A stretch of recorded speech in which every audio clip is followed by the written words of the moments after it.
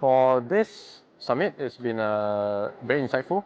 I think it's a very, very good summit because we get to meet a lot of different personas. I think we met a lot of head of ITs, some of the developers. I think it's very ideal for our target audience.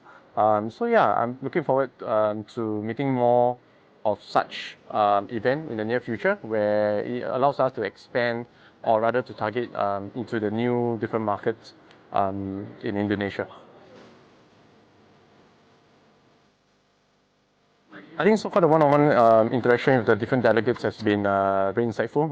We met all sorts of people. I mean, specifically in the manufacturing space, but in different verticals. For instance, the consumer goods, the application manufacturing, chemical manufacturing. So it's good to have a wide verse of delegates from different verticals for us to share different use cases as well. So yeah, it's been amazing.